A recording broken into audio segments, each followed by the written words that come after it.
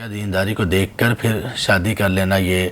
اتنا ہی ہے یا دینداری کے علاوہ بھی کوئی چیز دیکھی جا سکتی ہے؟ جی ہاں، دینداری یہ بنیاد ہے۔ جب یہ بنیاد ہمیں مل گئی تو اس کے بعد پھر بعد کی چیزیں دیکھی جا سکتی ہیں، اس میں گنجائش ہے، اس میں خوبصورتی بھی پھر دیکھی جا سکتی ہے، اس میں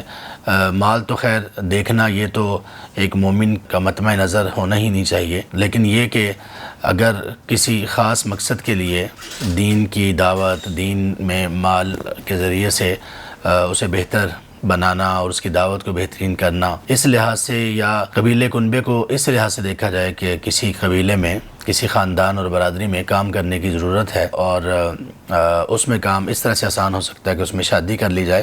تو یہ بھی ٹھیک ہے۔ نبی صلی اللہ علیہ وسلم کی جو زیادہ شادیاں ہوئیں ان کے جو مقاصد سامنے آتے ہیں ان میں سے ایک یہ بھی ہے کہ مختلف قبائل میں آپ کی شادیوں نے دعوت کے راستے کھول دیے اور ان لوگوں کو اسلام کے مزید قریب کر دیا، یا کم از کم یہ فائدہ ضرور ہوا کہ آپ صلی اللہ علیہ وآلہ وصحبہ وسلم کا مختلف قبائل میں شادیاں کرنا،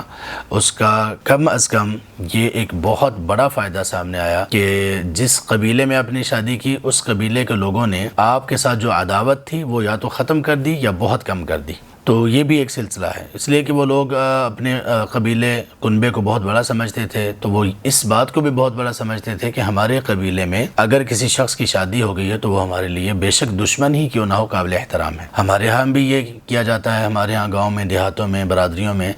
یہ بات اس کو مد نظر رکھا جاتا ہے کہ اس طرح کے جو خودداری کے معاملے میں جو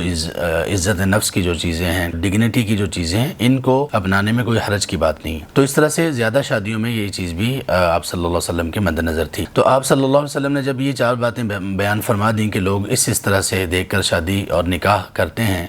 تو ہم نے دینداری کو دیکھنا ہے۔ دینداری کے بعد پھر جن چیزوں کو دیکھا جا سکتا ہے وہ یہ بھی ہیں۔ مال و دولت، اس کو ترجیح ہمیشہ کبھی بھی نہیں دینی چاہیے، اس لیے کہ مال و دولت آنے جانے والی چیز ہے۔